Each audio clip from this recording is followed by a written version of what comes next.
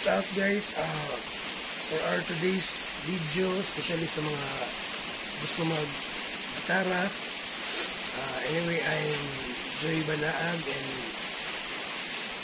gusto ko i-share sa inyo ang alphabet note, ang C, D, E, F, G, A, B, C o ang mga open string sa gitara. So, ang pinaka unang string sa gitara guys, kining pinakataas is ilang itawag na open A string. Open A string. Ang second is A.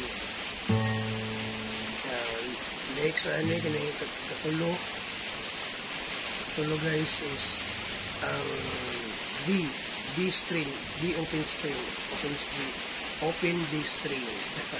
Kung ang ika-upat na string mo ang G string, ang ika-lima is ang B string.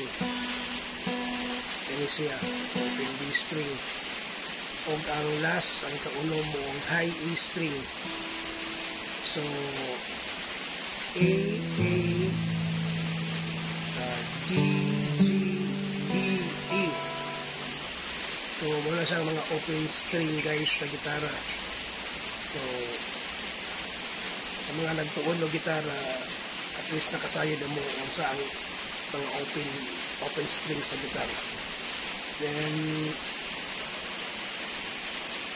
nag-skip man taog alphabet note, C, D, E, F, G, A, B, C, or Do, Re, Mi, Fa, Sol, La, Ti, Do. So, since kanya is kanyang babaw kuan man siya E string, so C, D, E, F, G, A, B, C, so A, next one is F, G, A, B, C, so next one is A open string man so A, B, C, D, A. So, nawala siya guys. Then, ang ikatulong na string sa gitara nila sa pinakataas ang open D string. So, A, B, C, D. Then, G. Keempat. So, G. Terus G. C, F, G, A. A, B, C, D.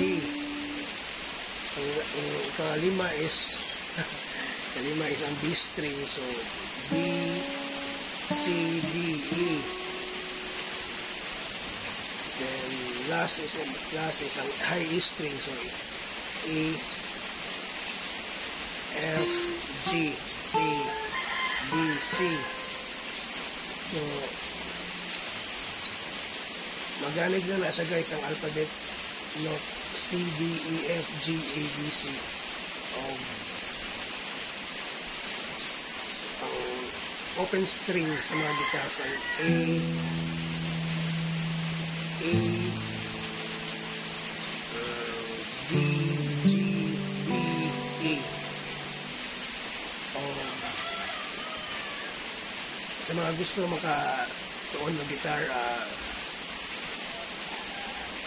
please follow, like, and share and subscribe to my channel, or hit the notification bell and mag-upload ko mga video